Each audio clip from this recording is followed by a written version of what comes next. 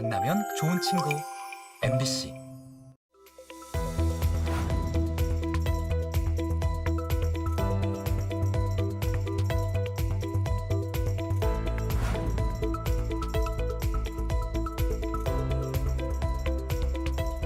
오히려 도움을 받으셔야 될 것 같은 그러한 시민분들께서 넣어주시는 성금을 보면서 저희들이 더 따뜻한 감동과 잔잔한 그러한 마음을 갖게 되곤 합니다.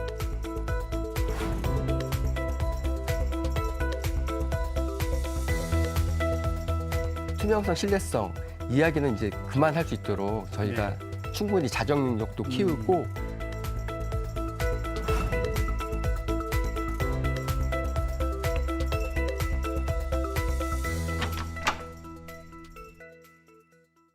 연말하면 따뜻한 손길, 어려운 이웃 이런 단어들이 흔히 등장합니다. 그런데 안타깝게도 부산의 기부 참여율은 전국에서 하위권입니다. 또 하나, 최근 몇 년간 기부 흐름을 보면 기업의 기부는 줄고 반대로 개인 기부는 늘고 있다고 합니다. 크리스마스 이브에 전해드리는 시사 포커스인 부산의 기부 문화와 현황을 짚어봅니다.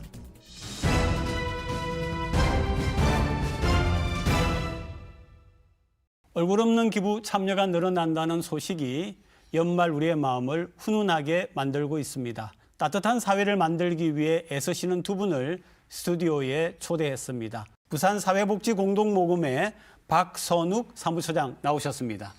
안녕하십니까. 구세군 부산지구 박건일 담임사관 나오셨습니다. 네, 반갑습니다. 네. 자, 두 분 이렇게 나오셨는데 궁금합니다. 사랑의 열매부터 좀 설명을 해주시죠. 예, 세계의 열매는 나, 가족, 이웃을 의미하고 나, 있고요. 가족, 이웃. 예, 네. 빨간색은 사랑의 마음, 그리고 녹색 하나로 모아진 줄기는 더불어 따뜻한 사회를 만들자라는 의미를 담고 있습니다. 저희 사회복지 공동모금회는 1998년 네. 사회복지 공동모금회법에 의해서 설립된 우리나라를 대표하는 법정 모금 및 배분 전문 기관입니다. 부산 시민들께서 소중하게 보내주신 성금을 네. 어려운 이웃과 사회 문제 해결을 위해 다양한 사업으로 지원을 하고 있는 역할을 하고 있다. 이렇게 이해하시면 되겠습니다. 네, 저는 방금 전에도 부산 어딘가에서 자선 냄비 봉사를 하고 이곳으로 왔습니다. 네네. 저희 구세군은 1865년 영국에서 네. 시작되었고요. 네. 현재 34개국에서 인종과 종교와 정치를 초월하여서 현재 나눔과 돌봄 활동을 하고 있는 국제구호개발 NGO라고 생각하시면 되는데요.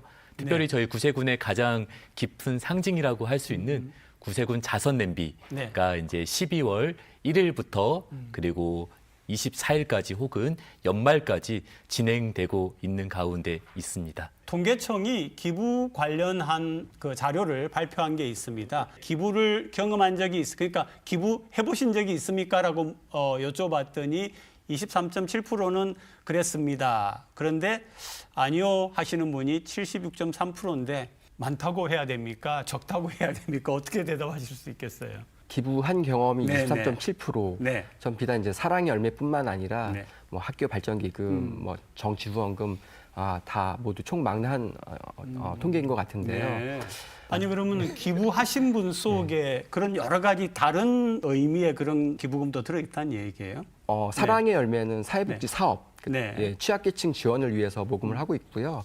뭐 학교 발전기금도 있고 기부금품 모집 및 사용에 관한 법률 외에도 11개 법률이 있습니다. 네, 네. 예, 그쪽에 기부하는 기부금에 뭐 전부 대한 다. 포함한 저기에. 통계 자료라고 저게 말씀드리겠습니다. 들어가는군요. 구세군 입장에서 보실 때 저 통계 어떻습니까? 방금 통계 자료에서 10명 중에 뭐 2명, 네, 뭐 네. 2명, 3명이라고 볼 수가 있는데 거의 뭐 길거리에서 하다 보니 얼추 네, 비슷하지 않을까 생각해 봅니다. 그러면 왜 기부를 하지 않는지, 기부하지 않는 이유는 어디 있는지도 한번 자료가 있습니다. 같이 보시죠. 여유가 없어서, 관심이 없어서, 기부단체에 대한 불신 이런 순서로 나와 있는데 여기에 대해서는 우리 사관님부터 어떻게 좀 말씀을 해 주시겠어요? 네, 항상 저희 구세군 자선 냄비는 12월 1일에 시종식을 하면서 항상 올해는 어떻게 될까라는 것을 예상하곤 합니다. 하지만 매년마다 나오는 말은 올해 경기가 힘들다라는 말이 제일 먼저 나올 때가 있는데 여러 가지 힘든 불경기이지만 그럼에도 불구하고 참 생각하지 못했었던 오히려 도움을 받으셔야 될 것 같은 그러한 시민분들께서 넣어주시는 성금을 보면서 저희들이 더 따뜻한 감동과 잔잔한 그러한 마음을 갖게 되곤 합니다. 투명성, 신뢰성 얘기하는 거는 당연한 저희 뭐 책무라서 차후에는 저런 얘기가 들리지 않도록 네. 노력해야겠다라는 생각도 들었고 코로나 이후로 계속 장기간의 경기 침체 저희도 이제 매년 연말 연시 희망 나눔 캠페인을 하고 있는데요. 올해 과연 사랑의 온도탑 100도 달성을 할까 네. 주변에서 많이 우리의 목소리를 보여주고 계시는데 어려운 때일수록 또 우리 부산 특유의 따뜻한 네. 정서가 있지 않겠습니까? 그래서 올해 역시도 따뜻한 온정의 손길이 이어져서 사랑의 온도 100도 무난히 달성할 수 있을 거라고 믿고 있습니다. 네, 기부 확산을 위해서 필요한 게 뭔가도 조사를 한번 해봤습니다. 사회 지도층과 부유층의 모범적인 기부가 늘어나야 된다가 제일 많고요. 투명성이 강화돼야 된다 얘기가 나왔고 그다음에 인식에 대한 개선이 필요하다 이런 순서로 나와 있는데 어떤 마음이 드세요? 저희 사회복지 공동모금의 사랑의 열매에서는 노블레스 오블리지를 표방하는 한국형 아너 소사이어티 들었어요. 5년 안에 네. 1억 이상 기부하는 기부자 모임을 되게 활성화하고 있습니다. 5년 안에 한 분이 1억이에요? 예, 그렇습니다. 네. 지난해에는 63분이 가입하셨고요. 네. 올해 역시 31분이 가입하셔서 전국에서는 경기도보다도 더 많습니다. 서울보다는 약간 적지만 그래도 네, 인구 네. 대비해서는 네. 가장 많다라고 이해하시면 되겠습니다. 제가 부산에서 지금 몇 번째 하고 있었던 것이 찾아가는 자선 냄비라고 있습니다. 네. 그래서 현재 어린이집, 유치원, 그리고 초, 중고, 학교 시설이나 또 종교 기관이나 어떤 뭐 지자체 등에서 초청을 해주시면 저희 구세군이 자선 냄비를 들고 가서 나눔에 대한 문화를 교육을 하고 이렇게 또 어린아이들이 있는 곳이라면은 어린아이들이 직접 모금을 하면서 어린아이들이 부모님한테 어제 오늘 자선 냄비 모금했어요. 이렇게 말하면서 저희는 물론 커다란 그러한 인식 개선도 있지만은 아주 가장 1집단, 가족에서부터 나눔에 대한 인식을 현재 개선하는 가운데 있습니다. 통계청 사회조사의 지표를 보면은 2014년 이후 나눔 참여도가 좀 많이 줄어든 것 같아서 네네. 제가 좀 분석을 해봤는데요.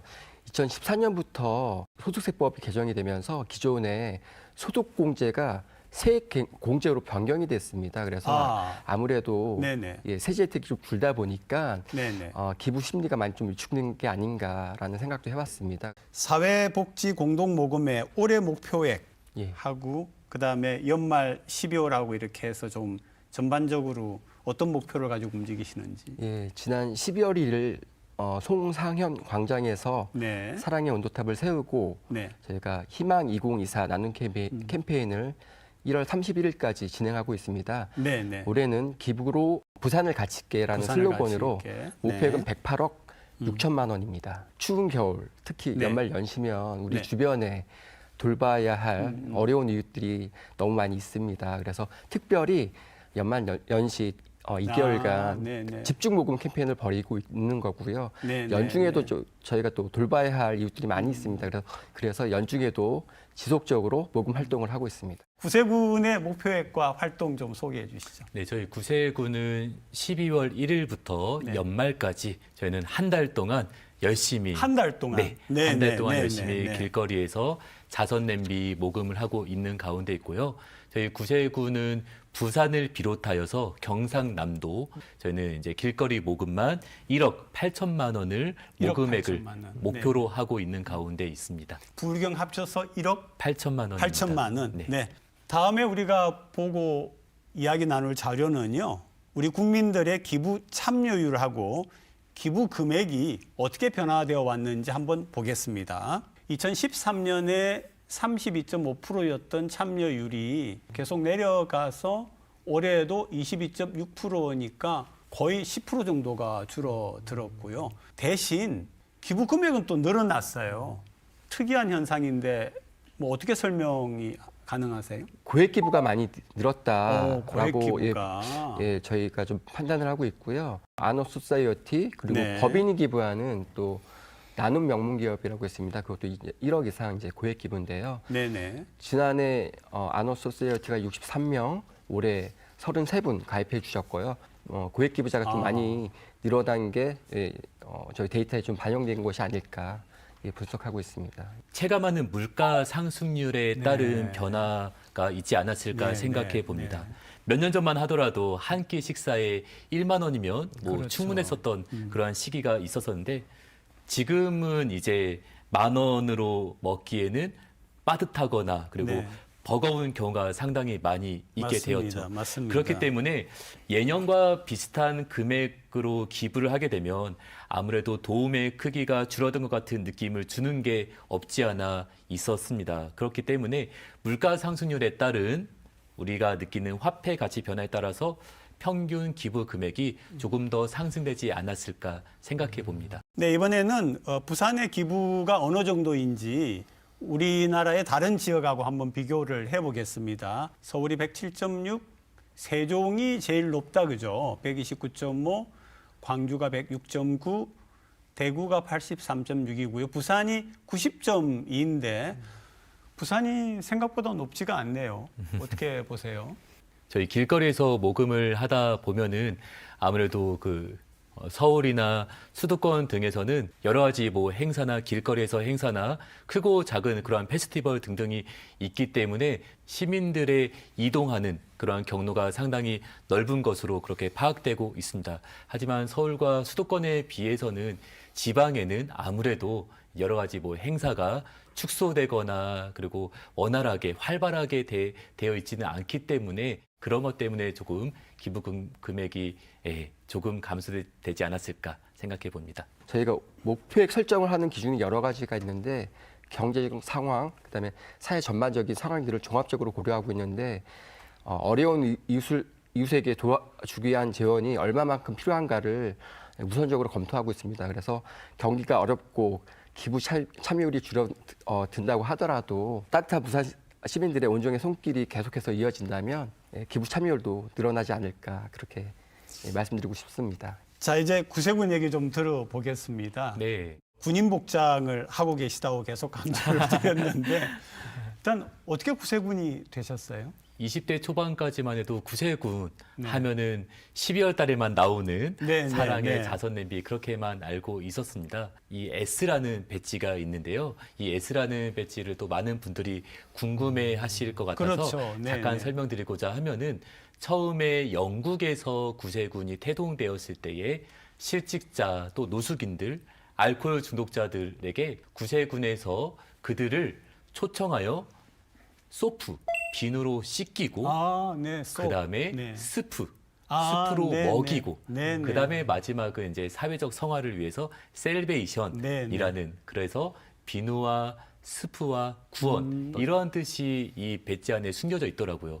굉장히 저에게는 이러한 모토가 저에게는 상당히 와닿았습니다. 어려운 사람들과 함께 상생하고 공생하기 위해서 함께 먹이고 씻기는 그러한 단체의 네네. 역할에 대해서 굉장한 큰 매력을 느껴서 들어오게 되었습니다. 다른 계절에는 어떤 활동을 하세요? 구세군은 기독교 정신으로 네네. 그렇게 생성된 NGO 단체이기 때문에 종교 활동을 항상 메인으로 하고 있고요. 네네. 그 다음에 지역사회와 함께 상생하기 위해서 지자체와 여러 가지 모습으로 협력하여서 소외 계층이나 또한 긴급구호, 위기 가정 등에 도움을 드리고 있습니다. 또한 해마다 갑자기 일어나는 자연재해 현장에 가장 먼저 출동하여서 식사 봉사나 또 상담 혹은 그렇게 또 긴급구호 활동을 가장 먼저 하고 있는 단체이기도 합니다. 사회복지 공동모금회도 겨울 말고 일상적으로 활동을 하시죠. 그 부분 좀 설명해 주시죠. 예, 저희 사회복지 공동모금회는 연중에도 모금 활동을 하고 있는데요. 네네. 자영업자분들이 매월 정기적으로 동참할 수 있는 착한 가게, 그다음에 가족 단위로 참여할 수 있는 착한 가정, 네. 또 최근에는 반려동물을 키우는 인구가 1,500만에 네, 그렇죠, 육박한다고 하더라고요. 네. 그래서 반려동물 이름으로 기부할 수 있는 착한 펫 프로그램도 있고요. 그다음에 직장인들은 직장인들 급여에 일정액을 기부하는 착한 일터, 네. 다양한 기부 프로그램으로 동참하실 수 있겠습니다.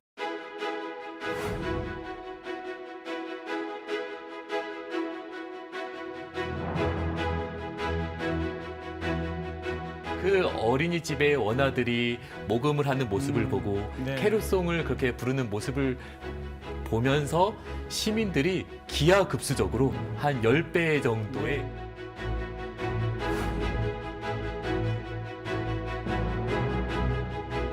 일회성, 일시적으로 기부하는 거 좋지만 네. 연중에도 지속 가능할 수 있도록 나눔에 동참해 주시면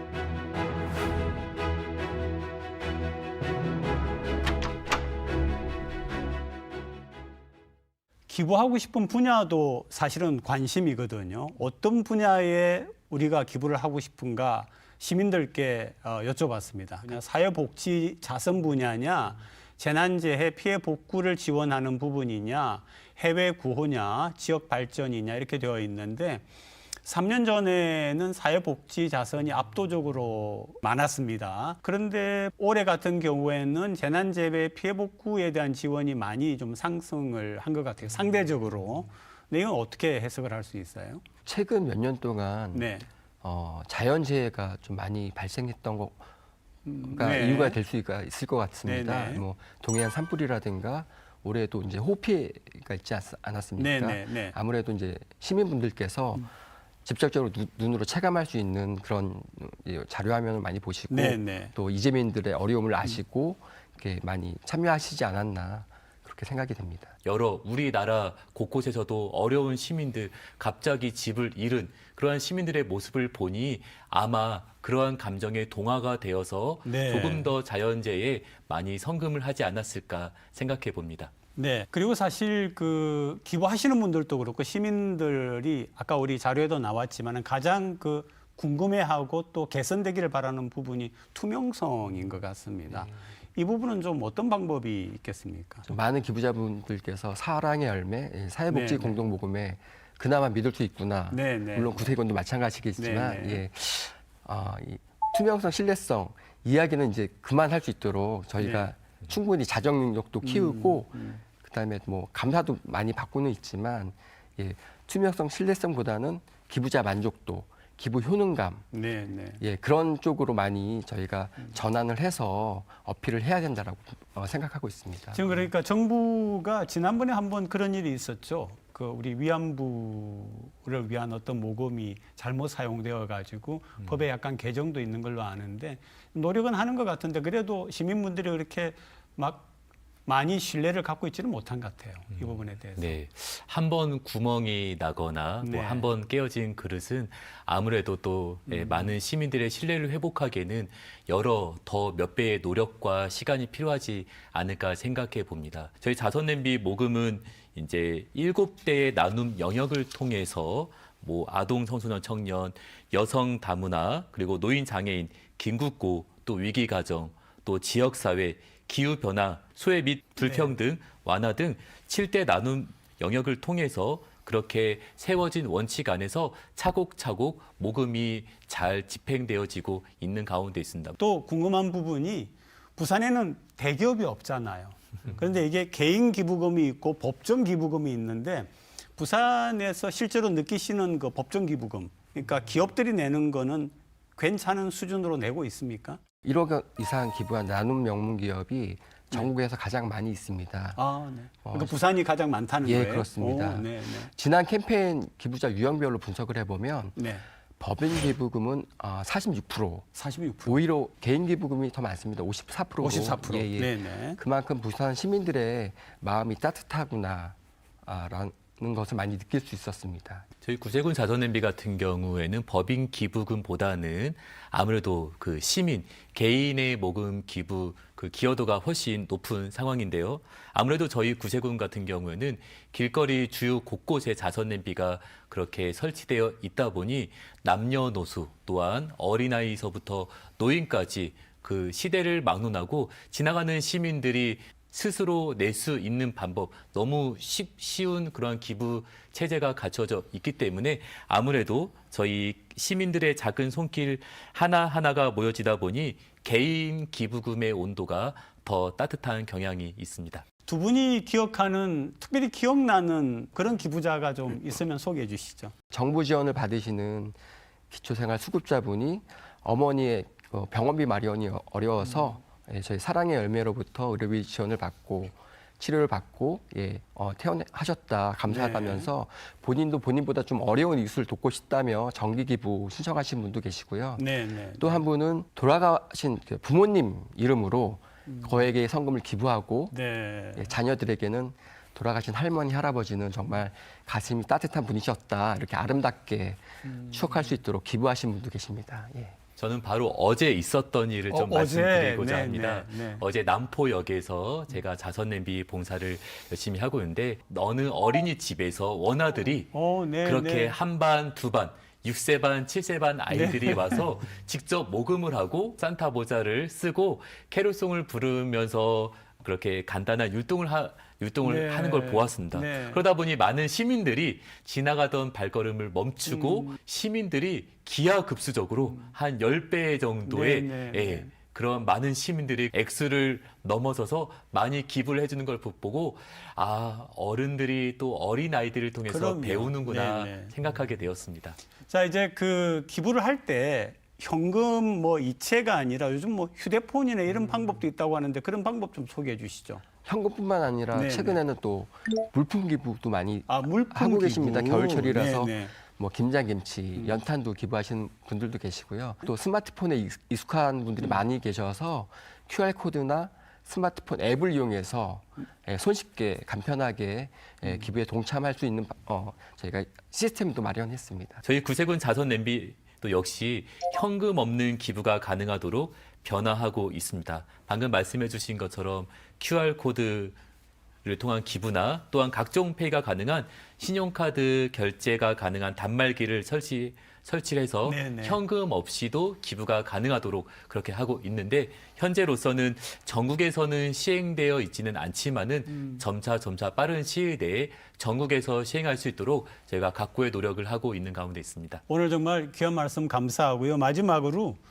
올바른 기부 문화 정착을 위해서 우리 시민분들께 좀 부탁드리고 싶은 말씀이 있으면 한마디씩 청해 듣겠습니다. 네, 연말마다 길거리에서 울리는 구세군 사랑의 종소리는 단순히 적선의 종소리가 아니라 소외된 이들에게 전해지는 희망의 소리고 나눔을 실천하는 이들에게는 이웃들을 향한 사랑을 일깨우는 소리이기도 합니다.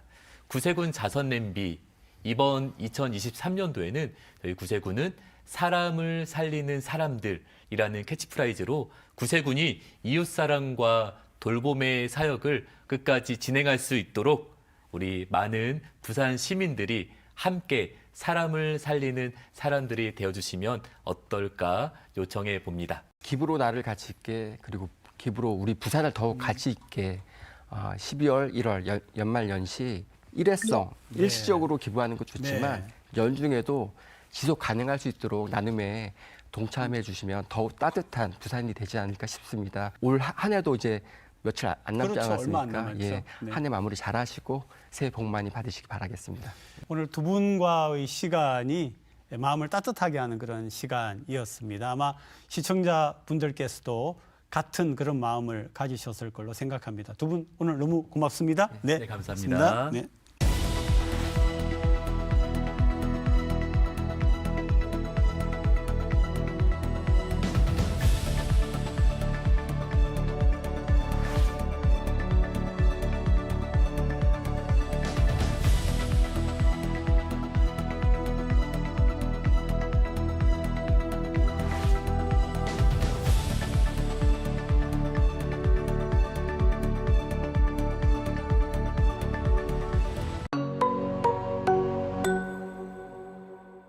한 주간 주요 뉴스를 분석해드리는 뉴스앤이슈 부산시의회 서전 의원, 이준호 의원 두 분 함께하십니다. 어서 오시죠. 네, 안녕하십니까. 지난 9일에 해운대 시장에서 불이 났습니다. 6개 점포가 피해를 입었는데 문제는 부산 지역 재래시장의 4분의 1이 대형 화재에 극히 취약하다는 겁니다. 해운대 시장. 한 점포에서 시커먼 연기가 뿜어져 나옵니다. 주변 상인이 소화기로 직접 불을 끄려 시도하지만 역부족입니다. 결국 소방관들이 출동해 20여 분 만에 불길을 잡았습니다. 인명피해는 없었지만 불은 순식간에 주변으로 번져 6개 점포가 피해를 입었습니다. 불이 계속 번져가지고 소방차가 그때 마침 왔어. 그래가지고 진화를 했지. 불이 난 해운대 시장의 소방 안전 등급은 보통 수준인 C등급. 이보다 더 화재에 취약한 전통 시장을 수두룩합니다. 소방 설비 기준이 미달되거나 개선이 필요한 D등급 이하 시장은 모두 17곳. 당장 불이 나도 대응조차 어려운 2등급도 9곳에 이릅니다. 불이 나면 즉각 소방서에 알려주는 기본적인 경보장치 역시 전체 전통시장 점포 2만 7천여 개 중 단 18.7%에만 설치되어 있습니다. 선정 안 되면 이거 못 하는 거예요? 그거는 아마 다음 해에 하던가 아니면 개인이 하던가요. 전통시장 화재 발생으로 인한 평균 피해액은 일반 화재의 18배에 달하는 2억 7천여만 원에 이릅니다. 부산 전통시장의 화재가 어제 오늘 일이 아니잖아요. 왜 이렇게 자꾸 반복이 되는 겁니까? 네, 말씀하신 것처럼 최근 5년간의 전통시장 화재는 285건이 일어났습니다. 네. 그 안에서 인명피해가 28건, 재산피해는 무려 820억 원에 달합니다.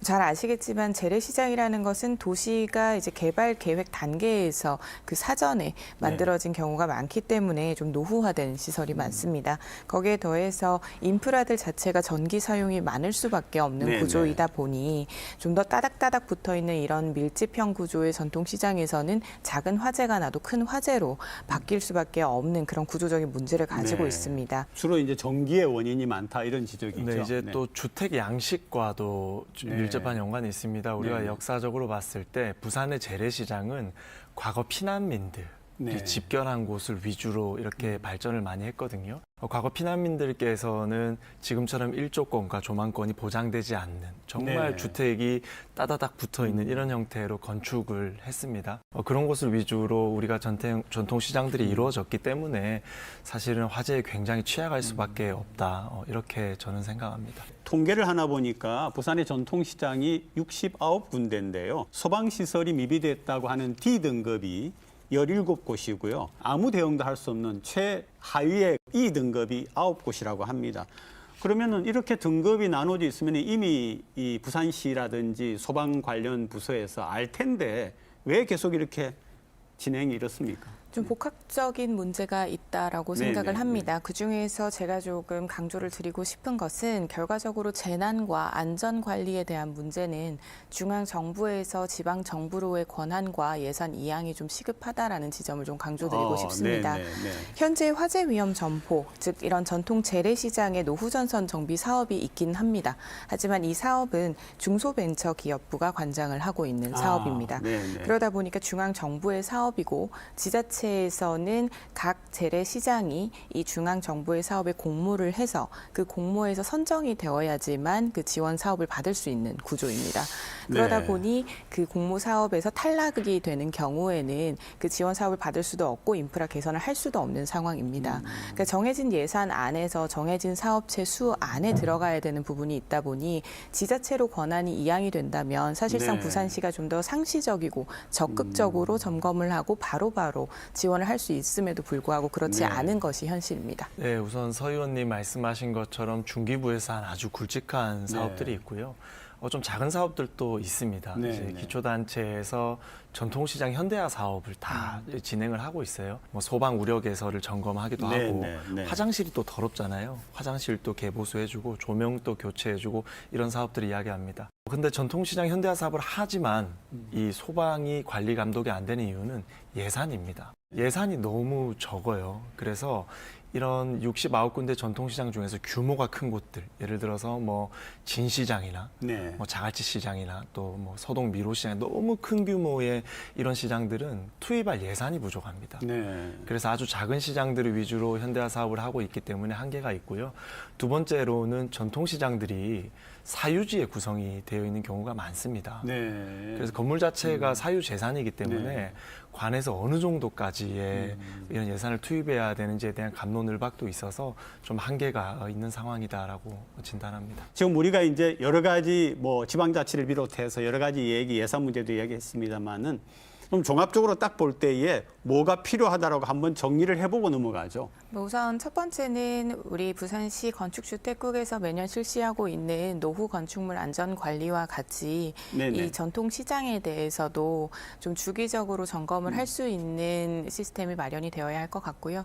그 시스템 안에서 이 등급을 나눈 다음 그 시급성에 따라서 중앙정부와 소통을 해서 예산을 좀 공모를 받아서 지원을 할 수 있게끔 실질적인 정책 사업이 마련이 되는 것이 네네. 두 번째로 보입니다. 네. 마지막으로는 결국 교육에 대한 적극성일 텐데요. 시의 부담을 좀 구분이 덜어가면서 주민들과 직접 소통을 하고 특히 만 65세 이상이 되는 분들에 대해서는 또 맞춤형 반복되는 교육을 좀 통해서 화재에 대한 초기 진압을 할 수 있는 그러한 시스템 마련이 필요하다라고 보입니다. 네, 저는 전통시장들끼리도 선별적 지원을 좀 검토해봐야 된다고 선별적으로? 생각합니다. 네네. 저희가 69군데 시장 중에서 26군데가 D등급과 E등급입니다.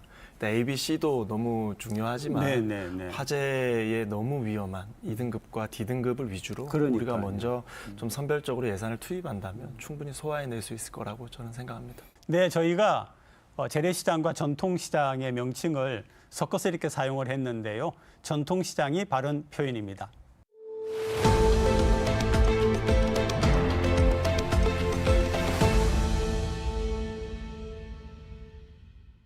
다음 이슈는 부산 시민 35%가 1인 가구라는 얘기입니다. 1인 가구가 계속 늘고 있습니다. 부산은 특히 60대 이상의 1인 가구가 전체 1인 가구의 40%를 넘어선 지 오래입니다. 이게 다른 지역과 큰 차이점인데요. 이 얘기 나눠보겠습니다.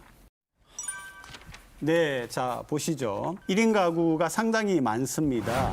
특히 이제 그 35.3%로 아마 전체 특광역시 중에 제일 많다고 하고요. 그 중에서도 41.3%가 60대 이상의 고령 인구로 나타났습니다. 상황이 굉장히 심각해 보이는데요. 보건복지부가 2020년에 발표를 한 걸 보면은 1인 가구 중에서 43.6%가 제일 가난한 20%, 하위 20%에 해당한다라고 합니다. 그럼 무슨 대책이 좀 필요하지 않은가요? 어떻습니까? 사실은 이 통계에는 20대, 30대 청년 1인 가구들도 포함되어 있습니다. 대학생들도요. 네네, 네. 대학생들 같은 경우에 뭐 전세금이라든지 장학금 때문에 따로 가구를 유지하는 경우들이 있거든요.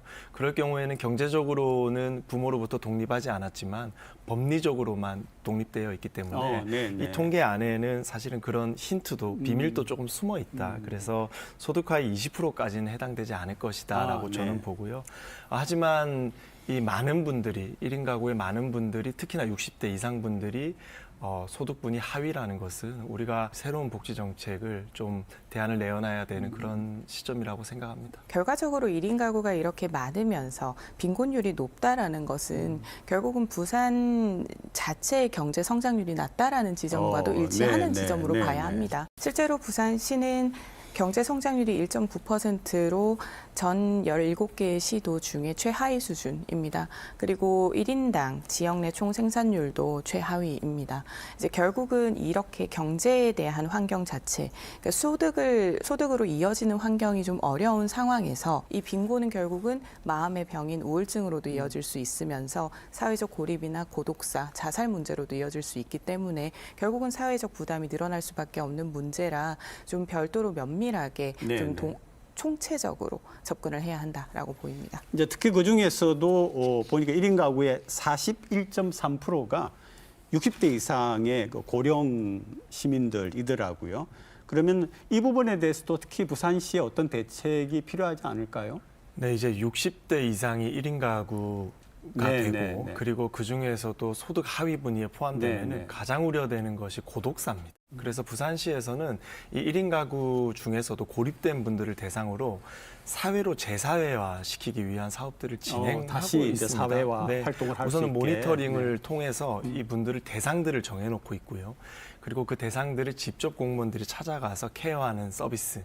그리고 이분들을 사회적 공간으로 끌어내서 친구를 매칭해주는 서비스를 우리가 진행하고 있습니다. 하지만 저는 기본적으로 현금 서비스를 지향하는 입장이지만 이런 분들을 대상으로 우리가 현금 지원 서비스도 좀 선별적으로 해야 될 시대가 도래하지 않았나 그렇게 저는 생각합니다. 실제로 작년 기준으로 국민기초생활보장 수급을 받은 가구 중에 72.6%가 1인 가구였다라고 합니다. 결국은 우리 사회적 비용이 증가할 수밖에 없는 상황이기 때문에 좀 더 적극적인 정부와 지자체의 노력이 필요해 보입니다. 부산시에서는 이와 같은 일환으로 빅데이터 기반 1인 가구 돌봄 서비스나 뭐 네벗이나 길벗이라고 해서 뭐 조금 더 지역 네트워크를 확장하는 데 집중은 하고 있습니다만 사실상 이 부분은 일자리에 대한 부분과 경제적인 민생 성장에 대한 부분이 전혀 없다라는 부분이 가장 아쉬운 지점으로 보입니다. 또 우리가 이야기했던 것 중에 아까 고독사가 나왔었거든요. 보건복지부가 통계를 낸 걸 발표를 했습니다. 2018년에 고독사가 221명, 그다음에 2년 뒤인 2020년에 345명, 그리고 작년이죠. 2022년에 526명. 이렇게 그냥 크게 증가를 하고 있습니다. 이 고독사도 좀 구체적인 대책이 필요하지 않을까요? 어떻습니까? 네, 우선은 고독사에 대한 정의 자체가 애매모호하고 이 부분에 대해서도 한계가 많다라는 게 전문가의 의견입니다. 실제로 서울이나 광주, 대구 등 다양한 지자체에서 고독사나 사회적 고립에 대한 1인 가구의 지원을 하고 있지만 정의가 모두 다릅니다. 그러다 보니 실제로 고독사라는 것은 사망 이후에 판단이 되는 부분이기 때문에 사망의 원인이 질병인지 자살인지 혹은 설명할 수 없는 어떠한 사유인지 그리고 사망 이후에 언제 발견이 됐는지 등 그리고 이분이 무연고인지 연고자인지에 따라서도 기준이 달라지게 되기 때문에 경찰청에서 제공하는 통계 그리고 보건복지부에서 제공하는 통계, 부산시의 통계가 다 다를 수밖에 없습니다. 지금 현재 실제로 다른 거예요? 네, 실제로 다릅니다. 그렇기 때문에 지금 나오고 있는 이 고독사에 대한 정의나 구분이 현장에서의 목소리가 좀 반영되지 않는다라는 점을 좀 지적을 드리고 그렇기 때문에 그 작업부터 이제 부산시는 다시 좀 시작을 해야 되는 상황이 될 것입니다. 부산이 거의 고독사 1위입니다. 고독사 1위 도시에 오명을 쓰고 있는데 좀 해명을 해드리면은 부산과 서울은 돌아가시고 나서 3일 이후에 발견되면 그냥 고독사로 간주를 3일 합니다. 이후에 발견이 되면? 그런데 대구나 대전이나 광주나 경기를 살펴보면 5일, 7일 그러니까 3일에 발견되면 고독사로 간주를 하지 않아요. 그러니까 부산과 서울만이 아주 낮은 기준으로 고독사로 카운팅하고 있기 때문에 숫자가 늘 수밖에 없다라는 말씀을 드리고 싶고요. 그리고 두 번째는 이 타 지자체 같은 경우는 수사기관에서 여러 가지 감식 결과를 통해서 이분이 고독사다라고 판정을 하면 고독사로 카운팅을 하지만 부산시 같은 경우에는 기초단체, 각 구에서 고독사로 보고서를 올려주면 그냥 카운팅을 하도록 되어 있습니다. 그래서 우리가 아주 통계를 하는 것에 있어서 조금 불리하게 이렇게 작용하고 있다라고 생각하고 저는 서지현 의원님 말씀에 굉장히 동의하는 지점은 국가와 지자체가 고독사를 다르게 카운팅하는 것은 정말 잘못됐다. 그래서 통계 맞습니다. 일원화를 위해서 우리가 부처 간 좀 논의를 한번 해봐야 될 것 같다라고 생각합니다. 그리고 이제 청년 1인 가구 얘기도 안 할 수가 없는데요. 지금 부산시가 하는 정책 중에 이 청년들의 안전을 위해서 안심 홈세트라고 하는 그런 지원은 하고 있다고 합니다. 그 외에도 좀 1인 청년 가구를 위한 정책 지원이 대대적으로 필요하지 않을까요? 이제 부산에도 대학이 이미 좀 많은 숫자로 있기 때문에 유학생들도 있을 수 있고 또 타 지역에서 온 친구들 혹은 자립을 하는 청년들이 많다 보니 1인 가구가 늘어날 수밖에 없습니다. 청년들의 입장에서 1인 가구는 결국은 치안과 그리고 범죄, 강력 범죄로부터 보호할 수 있는 것이 우선되어야 할 것입니다. 그러다 보니 셉티드라고 해서 이제 CCTV나 그리고 방범용의 벨이나 이렇게 좀 어두운 곳을 밝게 함께하는 그러한 시의 지원도 함께 있는 편이고요. 네네. 자치경찰위원회와 함께 해서 좀 안전지대에 대한 관리를 하기도 합니다. 더해서는 최근에 계속해서 발생하고 있는 이 전세 사기 피해, 거의 청년층이 부산시는 83% 이상을 차지하고 있습니다. 피해자의. 네. 그러다 보니 처음에 계약을 진행을 할 때 전월세 계약에 있어서 법률상으로 문제가 없는지를 함께 검토할 수 있는 그 전월세 계약 코칭 서비스도 이제 시작을 합니다. 그렇게 된다면 자신의 자산을 지키는 부분과 자신의 안전을 지킬 수 있는 부분에 대한 지원을 조금씩 지원을 하고 있는 상황으로 보시면 좋을 것 같습니다. 네, 청년 1인 가구 중에서도 우리가 유심하게 봐야 될 집단이 은둔형 외톨이입니다. 아, 은둔형 네, 외톨이. 네네. 2021년에 은둔형 외톨이 지원 조례가 제정되면서 전수조사를 저희가 했습니다. 부산복지개발원에서 했고 지금은 사회서비스원으로 전환되어서 보고 있는데 부산의 은둔형 외톨이가 한 2만 5천 명 정도 2만 5천 명. 네, 있는 것으로 저희가 카운팅을 하고 있어요. 네. 그래서 이분들에 대한 대책이 시급히 마련되지 않으면은 우리 부산의 청년들이 미래를 볼 수가 없다. 그래서 이분들을 빨리 재사회화시키고 사회로의 복귀를 위해서 우리가 다양한 노력을 해봐야 될 시점이라고 생각하고요. 부산시에서는 은둔형 외톨이 지원위원회를 구성을 했습니다. 15명의 교수들, 전문가로 구성이 됐는데요. 빨리 좀 원활한 브레인스토밍이 일어나서 좀 대책들이 하루빨리 마련되면 좋겠다는 생각입니다. 은둔형 외톨이라는 것은 결과적으로 다양한 요인이 있을 수밖에 없습니다. 정의부터 내리는 것이 좀 필요하고 그리고 이 부분을 지극히 사회적 문제로 이끌어 가서는 안 될 지점입니다. 예방을 할 수 있는 지점을 찾아서 접근을 해야지 이들을 강제적으로 시급하게 사회로 끌고 나와야 된다라는 것은 개인의 존엄에 대한 문제이기도 하기 때문에 조심히 접근을 할 필요가 있고요. 보통은 무한 경쟁 사회에서 소외감을 느끼거나 사회적 고립을 스스로 선택하는 경우를 은둔형 청년으로도 분류를 하기는 합니다만 그들을 동기가 없는 상황에서 억지로 사업을 만들어 놓는다고 해서 그 사업이 진행이 되기는 만무합니다. 그렇기 때문에 조금 더 전문가들과 당사자들 간의 소통이 좀 필요한 부분이 있고요. 이에 대한 통계도 조금 더 명확하게 살필 필요가 있어 보입니다. 네, 이제 저도 서 의원님 말씀에 일부 동의는 하지만 우리가 정확한 통계가 필요한 것은 정말 동의합니다. 하지만 정확한 통계를 낼 수 없는 집단도 분명히 있습니다. 뭐 부산 시민 전체로 설문조사를 할 수는 없잖아요. 그래서 우리가 분명히 문제가 되는 추정되는 집단이 있기 때문에 그분들을 대상으로 정책을 과감하게 시행하는 것은 저는 꼭 필요하다라고 봅니다. 질병관리청에서 실시한 지역사회 건강조사 결과를 최근 발표했는데요. 부산의 고위험 음주율, 걷기 실천율 등의 수치가 나왔습니다. 그림 보시며 얘기 나누겠습니다. 자, 그림이 지금 나오고 있습니다. 네, 고위험 음주율, 걷기 실천율, 그리고 흡연율, 그리고 우울 증상의 유병률 이렇게 나와 있는데요. 작년과 올해 부산의 통계와 함께 전국의 중앙값도 나와서 비교도 할 수 있게 이렇게 되어 있습니다. 자, 먼저 좀 궁금한 게 음주 문제부터 한번 가보겠습니다.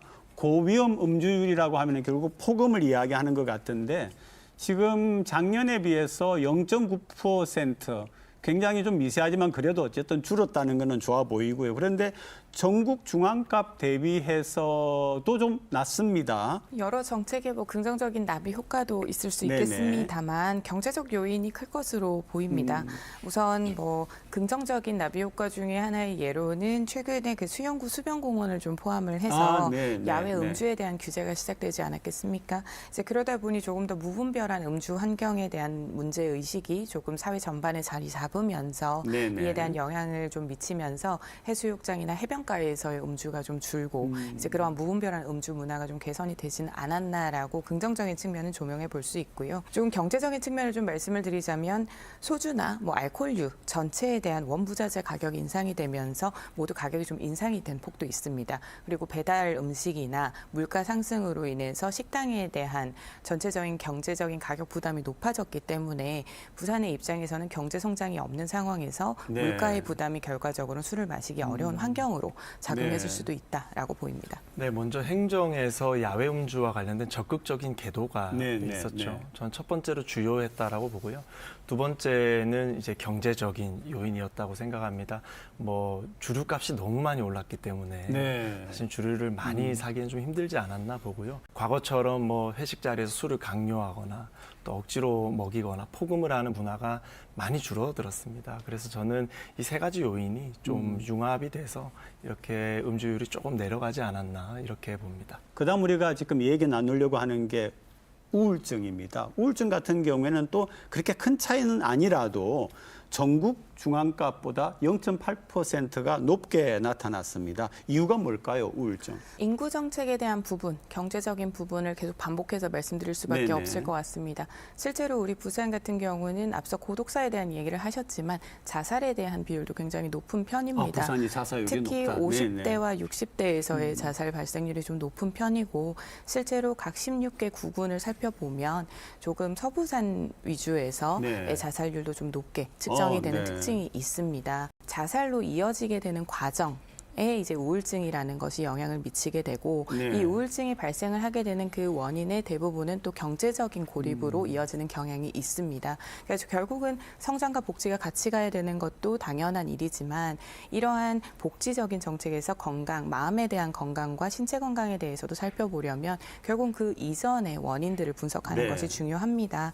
그렇기 때문에 이에 대한 마음의 병으로 이어지는 경제 문제에 대해서 조금 더 시가 적극적으로 나서야 한다라고 보입니다. 네, 우울 증상 유병률이 7.5%에서 7.7%. 네, 그러니까 네. 거의 0.1에서 0.2 정도 네, 네. 상승을 한 건데 저는 경제적인 요인이 가장 크다고 경제적 봅니다. 요인이 예, 두 분이 그 네, 점에서는 저희가 동일하네요. 좀 네. 학술적인 영역에서 선행 연구들을 좀 살펴보면 사람이 우울감을 느끼는 첫 번째 요인이 경제적인 네. 부분이라는 이런 연구 결과들이 많거든요. 우리가 지금 뭐 고금리 그리고 고물가 그리고 국제 정세적으로 봤을 때 또 전쟁이 두 군데에서 일어나고 있기 때문에 이제 원자재 가격 자체가 너무 높습니다. 그래서 시민들께서 사실 경제적으로 너무 어려운 상황이다. 그게 지금 우울 증상 유병률을 이렇게 증가시키는 요인이 되지 않았나 그렇게 봅니다. 그리고 이제 그 흡연도 아무래도 건강하고 직결되는 문제 아니겠습니까? 다행히 전국 중앙값보다 부산이 조금 낮아요. 그래도 작년 대비해서 보니까 또 0.5%가 늘어났습니다. 뭐 이렇게 굉장히 너무 미세하기 때문에 우리가 뭐라고 얘기할 수는 없어. 그래서 전반적으로 흡연에 대해서 좀 한번 얘기를 좀 나눠보죠. 전반적으로 건강에 대해서 조금 더 네. 집중을 하고 관리를 하는 사회 문화가 자리를 잡게 된 것은 사실로 보입니다.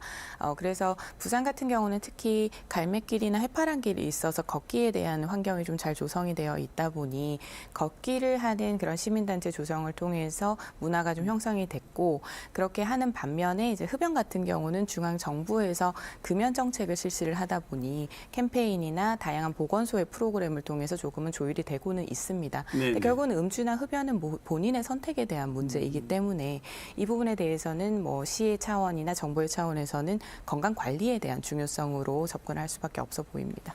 이 흡연 통계는 어떻게 내냐면요.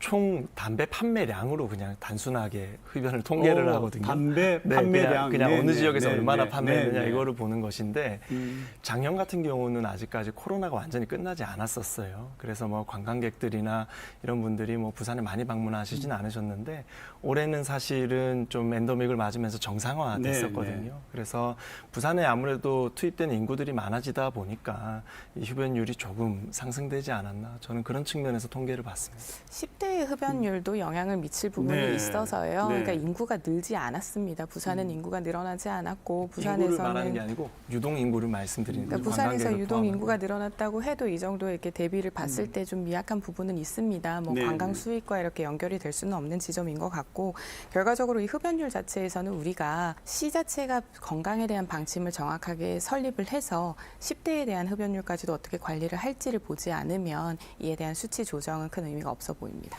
부산시가 국제도시를 지향하고 있는데요. 그러기 위해서는 무엇보다 건강한 부산이다라고 하는 거를 좀 보여주면 좋겠습니다. 오늘 두 분 정말 고맙습니다. 네.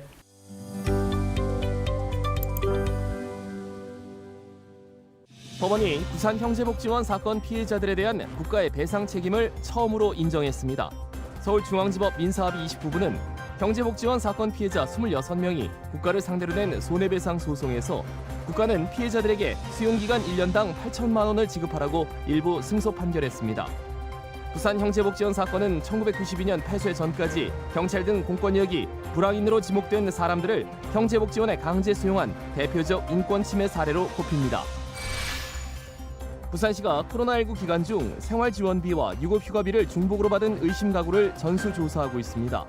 2020년 3월부터 3년 6개월 동안 코로나19 생활지원비와 유급휴가비를 중복 지원받은 가구는 부산의 경우 1,800여 세대로 추정되며 부산시는 사실이 확인되면 정부 지침에 따라 이를 환수 조치할 예정이라고 밝혔습니다. 부산 지역 법학전문대학원 신입생 10명 중 7명이 수도권 대학 출신인 것으로 나타났습니다.